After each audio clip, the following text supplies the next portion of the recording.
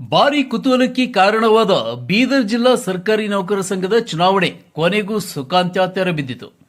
December 21 ನಡೆದ ಚುನಾವಣೆಯಲ್ಲಿ ಜಿಲ್ಲಾಧ್ಯಕ್ಷ ಸ್ಥಾನಕ್ಕೆ ಸೋಮಶೇಖರ್ ಚಿದ್ರಿ ಅವರು 72ರ ಪೈಕಿ 68, ಖಜಾಂಚಿ ಸ್ಥಾನದ ದೇವಪ್ಪ ಅವರು 72ರ ಪೈಕಿ 67 ಹಾಗೂ ರಾಜ್ಯ ಪರಿಷತ್ತು ಚುನಾವಣೆಯಲ್ಲಿ ರಾಜ್ಕುಮಾರ್ ಮಾಳ್ಗೆ ಅವರು 72ರ ಪೈಕಿ 66 ಮತಗಳನ್ನು ಪಡೆದು ಜಯಬೇರಿ ಸಾಧಿಸಿದ್ದಾರೆಂದು ಚುನಾವಣಾ ಅಧಿಕಾರಿ ಬಸವರಾಜ ಸ್ವಾಮಿ ಅವರು ಮಾತನಾಡಿ ತಿಳಿಸಿದ್ದಾರೆ.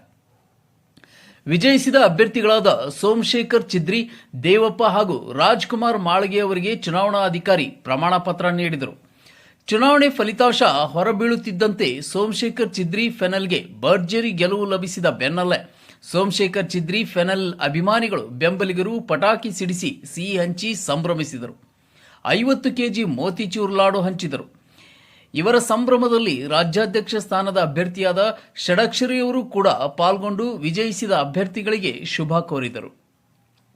ಬರೀ ಅಷ್ಟೇ ಅಲ್ಲದೆ ಸೋಮಶೇಖರ್ ಚಿದ್ರಿ ಫೆನಲ್ನ ವಿಜಯಿಸಿದ ಅಭ್ಯರ್ಥಿಗಳು ತೆರೆದ ಜೀಪ್ನಲ್ಲಿ ಅದ್ದೂರಿ ಮೆರವಣಿಗೆ ಜರುಗಿತು. ಕ್ರೇನ್ ಮೂಲಕ ಅಭಿಮಾನಿಗಳು, ಬೆಂಬಲಿಗರು ಹೂಮಳೆ ಸುರಿಸಿದರು. ಕ್ರೇನ್ ಮೂಲಕ ಬೃಹತ್ ಹೂವಿನ ಮಾಲಾರ್ಪಣೆ ಮಾಡಿದರು. ಡಿಜೆ ಬ್ಯಾಂಡ್ ನಾದಕ್ಕೆ ಕುಣಿದು ಕುಪ್ಪಳಿಸಿದರು. ರಾಜೇಂದ್ರ ಕುಮಾರ್ ಗಂದ್ಗೆ ಫೆನಲ್, ಸೋಮಶೇಖರ್ ಚಿದ್ರಿ ಫೆನಲ್ಗೆ ಬೆಶ್ರತ್ ಬೆಂಬಲಿಸಿದ್ದು ಗಮನಾರ್ಹವಾಗಿತ್ತು. ಆದರೆ ಕೊನೆಯ ಹಂತದಲ್ಲಿ ಅವರು ಚುನಾವಣಾ ಕಣದಿಂದ ಮುಕ್ತರಾಗಿ ಶ್ರೀ ಸೋಮಶೇಖರ್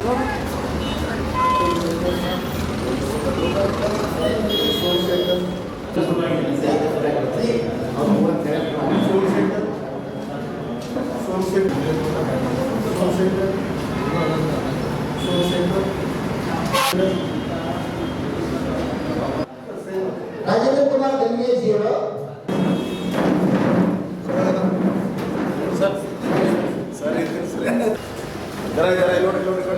बोलो भारत माता की जय, सरकारी नौकर संघ के नोड्री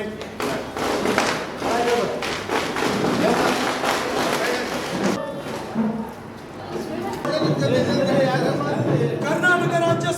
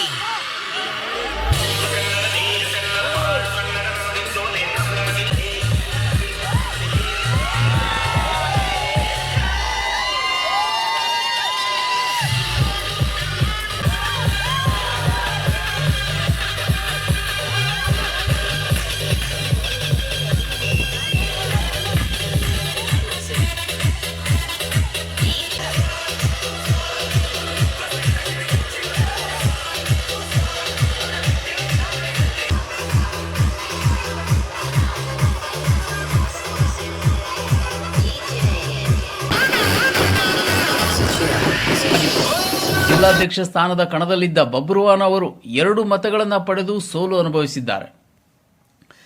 ಈ ಕುರಿತಾಗಿ ರಾಜ್ಯಾಧ್ಯಕ್ಷ ಸ್ಥಾನದ ಕಣದಲ್ಲಿರುವ ಸಿಎಸ್ ಷಡಕ್ಷರಿ, ಜಿಲ್ಲಾಧ್ಯಕ್ಷರಾಗಿ ಹೊರಹೊಮ್ಮಿದ ಸೋಮಶೇಖರ್ ಚಿದ್ರಿ, ಖಜಾಂಚಿಯಾಗಿ ಹೊರಹೊಮ್ಮಿದ ದೇವಪ್ಪ ಹಾಗೂ ರಾಜ್ಯ ಪರಿಷತ್ತು ಸದಸ್ಯರಾಗಿ ಹೊರಹೊಮ್ಮಿದ ರಾಜ್ಕುಮಾರ್ ಮಾಳ್ಗೆ ಅವರು ಮಾತನಾಡಿದರು. ಈ ಸಂದರ್ಭದಲ್ಲಿ ರಾಜಶೇಖರ್ ಚಿದ್ರಿ, ರಾಜೇಂದ್ರ ಕುಮಾರ್ ಗಂದ್ಗೆ, ಬಬ್ರುವಾನ ಅವರು ಸೇರಿದಂತೆ ಇನ್ನಿತರರು ಇದ್ದರು. ರೋಹನ್ ಮನೋಹರ್, C9 ಕನ್ನಡ, ಬೀದರ್.